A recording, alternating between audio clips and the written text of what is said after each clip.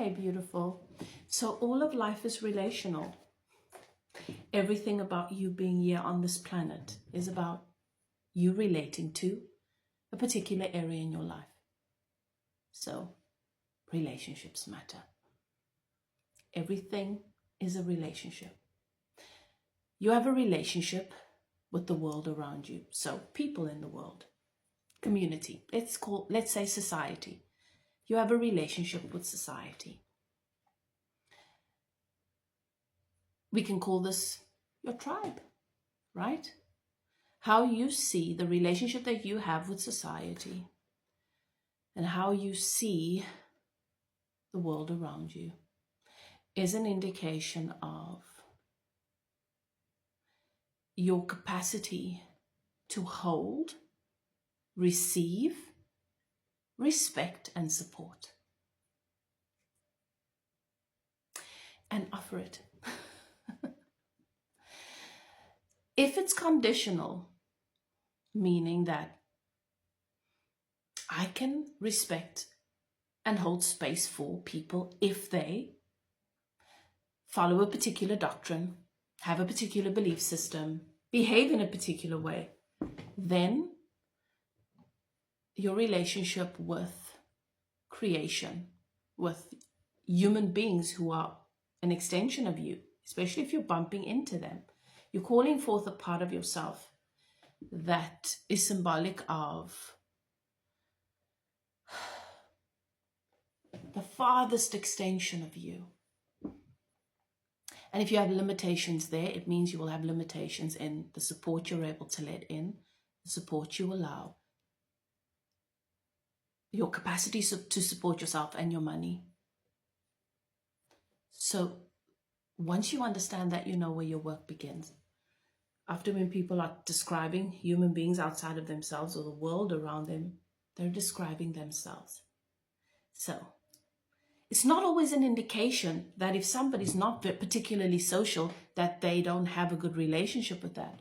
Pay attention to how they interact with and how they engage with topics pertaining to humanity. That'll give you an indication. But you want to reflect, most importantly, on what you observe about yourself, because it doesn't matter what anybody else, what their relationship is. That does not affect your reality. Your relationship with your home, with your house, is symbolic of your relationship with your body. And if you've had to have out-of-body experiences, or you've had to disassociate from your body because of abuse, neglect, and trauma, you will find that when it comes to home, finding your stability, finding home, finding that place where you feel you belong, finding stability and security in home, feeling safe within home might be a challenge. So your instinct will be to try and fix that external thing, but really it's reflecting your relationship with this. And the work is about being able to sit with all the parts, the broken parts, the uncomfortable parts, the distorted parts, all of it, for long enough without needing the compulsion to fix it. Normally when people come to me for healing, it's because I want to fix this thing that was broken, this trauma that was broken. The reason why you have the resonance of that still with you is because you're being summoned, you're being called to find a new way, a more mature, a more loving, a more evolved way to meet with these parts of yourself, not to go back and fix what was done or what happened, not to change the condition or the circumstance, but to change how you meet these parts of yourself right now. And that's not always easy to do. So if you don't have that, this is my home, I love it, I'm here, I'm going to die here, and I love this place, and not I want to run, well, then you're communicating, your soul is communicating with you something very sacred.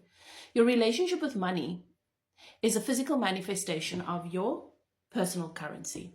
Currency is value we place on something to be able to obtain what we want and what we need, and to be able to offer someone else the freedom to obtain what they want and what they need. Personal currency is the value you place upon your thoughts, your relationship with your mind, your heart, your emotions, your energy, your time, your body, Everything that makes up you, what is the currency you associate with that? Where are you? Where is it on the list? Do you still need external validation all the time? Do you measure yourself with based on rejection or whether someone's willing to stick around? Like, where is that? Do you question yourself? Are you in a stable place with your personal currency, or do you compromise with your body, with your time, with your energy?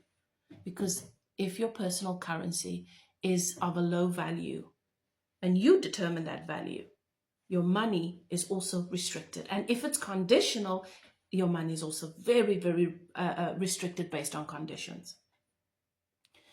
Your relationship with your lovers are like your relationship with your mom and your dad. It goes back to that. It's that one-on-one relationship.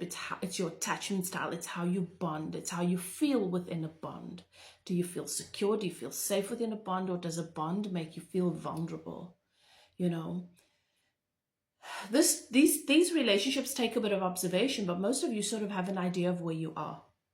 So your relationship with your lovers and your capacity to love them and appreciate them and enjoy them in the moment and enjoy them and still feel the bond or the value of it, or the quality of that bond, even when there's conflict, is associated with your capacity to remain committed and devoted to you. Do you keep your promises to yourself? Do you self-abandon? Do you self-betray? Do you love yourself? And what does that love look like? You understand?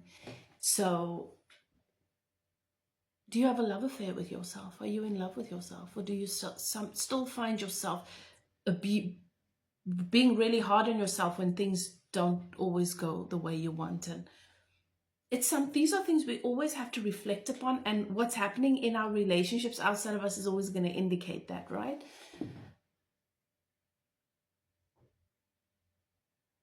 And these things take continuous consciousness and practice.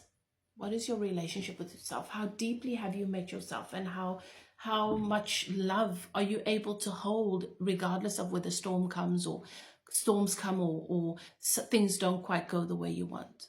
Or is that the time when you begin to abuse yourself, be hard on yourself? Like, what is happening in the relationship between you and you?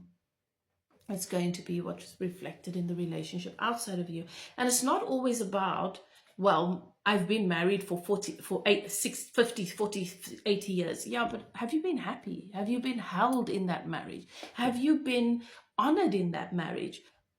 Versus, well, I've been with someone for 3 years and we went our separate ways, but I was held in that relationship and I was respected in that relationship. And it might bring the question, well, then why did it not work out?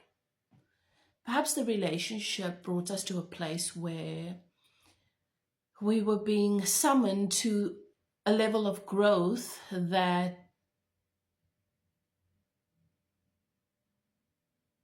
our ego pushed against, or that we were not sure we were ready for, or that made us feel exposed, or that brought to the surface aspects of ourselves that we've not yet been willing to meet. And so we reject that.